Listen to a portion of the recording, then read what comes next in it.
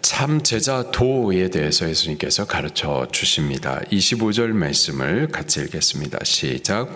수많은 무리가 함께 갈새 예수께서 돌이키사 이르시되. 수많은 무리들, 예수님 주변에는 항상 수많은 무리들이 있었었죠.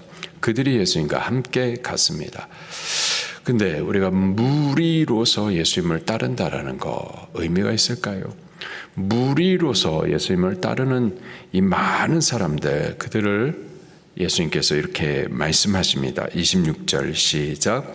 무릇 내게 오는 자가 자기 부모와 처자와 형제와 자매와 더욱이 자기 목숨까지 미워하지 아니하면 능히 내 제자가 되지 못하고.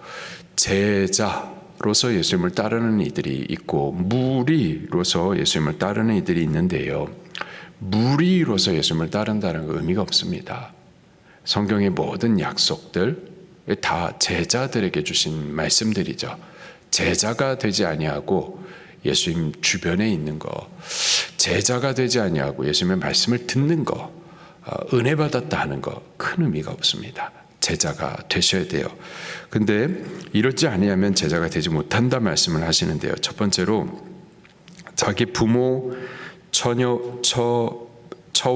또 자식, 형제와 자매, 그리고 자기의 목숨까지도 미워하지 아니하면 예수님의 제자가 되지 못한다 말씀을 하십니다.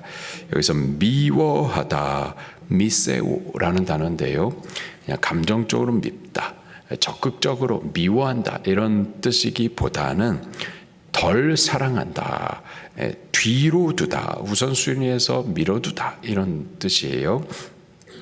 창세기 29장 31절에 야곱이 라헬을 사랑하고 레아는 미워했다 이렇게 기록을 하고 있습니다. 여기서도 레아에 대해서 적극적으로 미워했다라는 뜻이기보다는 덜 사랑했다라는 뜻이에요. 라헬, 레이첼, 그 뜻은 밝은, 명랑한 이런 뜻입니다. 밝은, 명랑한, 뭐 항상 웃고 반응 잘하고 적극적이고. 그래서 야곱이 무슨 말 하면은 막 웃고,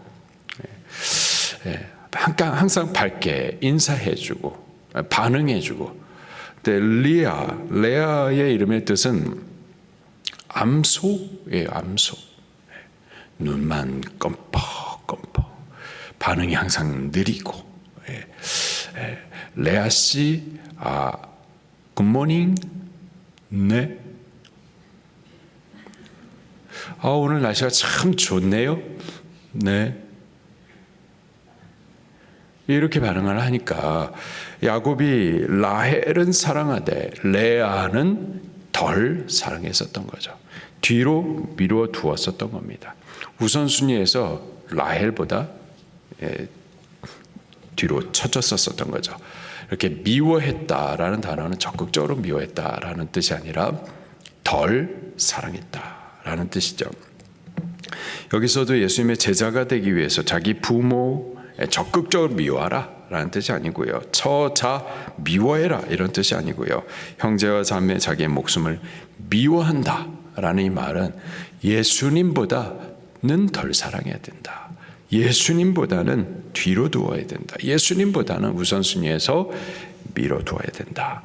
그 반대로는 예수님을 이 모든 것보다 더 사랑해야 된다, 더 앞선 순위로 두어야 된다. 예수님 부르시면 이 모든 것을 두고서 먼저 따라야 된다. 그래야 예수님의 제자가 된다라는 의미인 겁니다. 27절 말씀도 같이 읽겠습니다. 시작. 누구든지 자기 십자가를 지고 나를 따르지 않는 자도 능히 내 제자가 되지 못하리라. 십자가라고 하면은 고난을 넘어서 죽음을 말하는 거죠. 예수님을 따르기 위해서는 죽어야만 하는 거예요. 내 뜻, 내 계획, 내 권리, 내 생각, 내 자존심, 나 그 나를 부인해야 돼요. 부인해야만, 그것을 죽여야만, 나는 죽고 예수님만 살아야만, 예수님의 뜻만, 예수님의 계획만, 예수님의 말씀만, 예수님의 이름만 높여지기를, 그래야 제자가 될 수가 있다라는 거죠. 이러한 결단 없이 예수님을 따라서는 제자가 될 수가 없습니다. 예수님께서 비유를 통하여서 제자가 되지 않는 것이 얼마나 참 의미가 없는 것인지, 버려지는 일인 건지 말씀을 주십니다. 28절부터 30절 시작.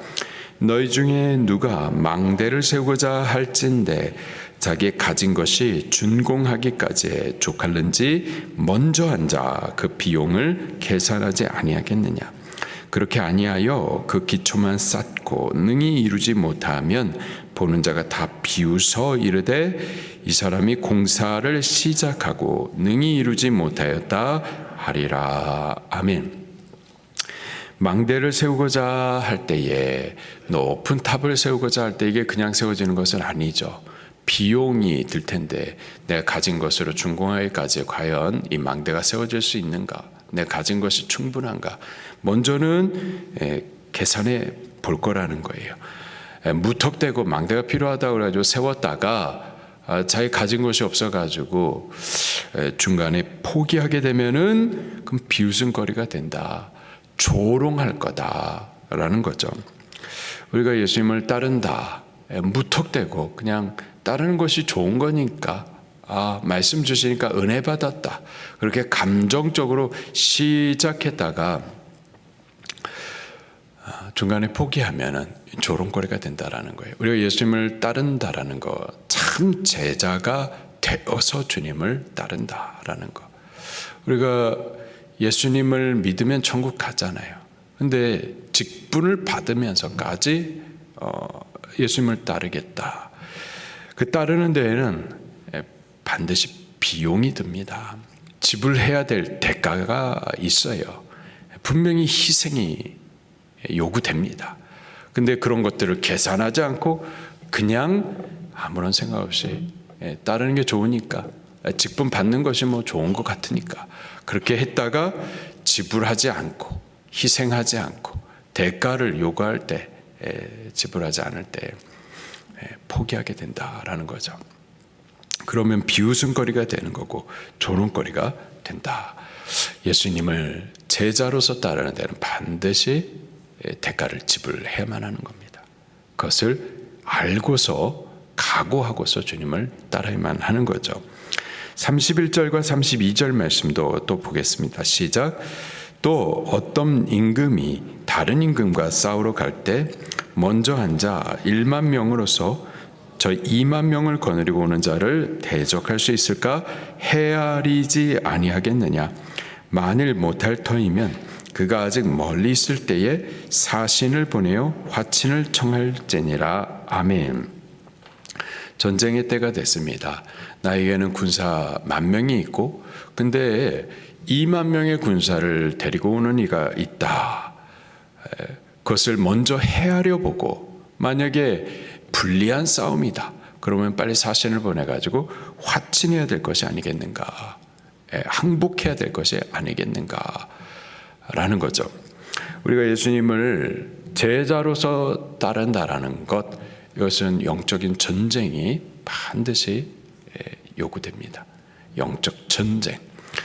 만약에 1만 명의 군사가 있는데 내가 싸워야 될 왕이 2만 명의 군사가 있다, 불리하다, 그러면은 보통은 사신을 보내가지고 화친을 청합니다. 항복하는 거죠. 굴복하는 거예요.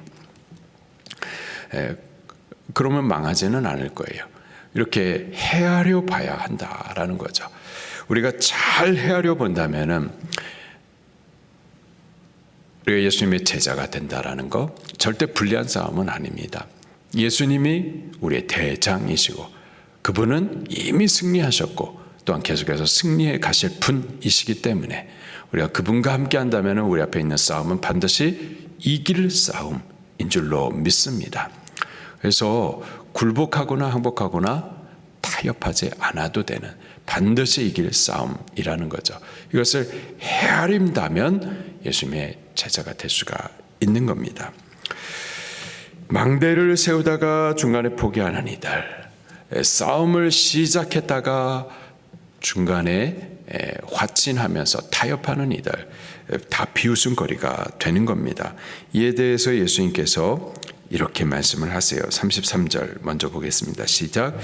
이와 같이 너희 중에 누구든지 자기의 모든 소유를 버리지 아니하면 능히 내 제자가 되지 못하리라.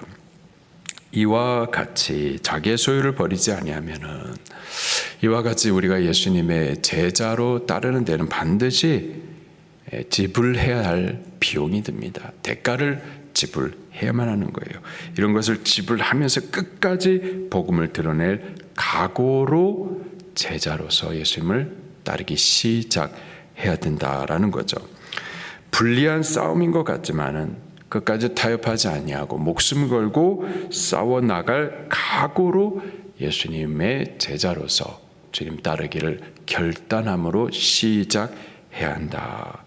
만약에 시작만 해놓고는 이런 대가를 지불하지 아니하고 생명 걸고 싸우지 못하고 중간에 포기하게 된다면은 버려질 수밖에 없는 맛을 잃은 소금이 될 것이다 라는 거예요. 34절 35절입니다. 시작. 소금에 좋은 것이나 소금도 만일 그 맛을 잃으면 무엇으로 짜게 하리요. 땅에도 거름에도 쓸데없어 내 버리느니라. 들을 귀가 있는 자는 들을지니라. 아멘.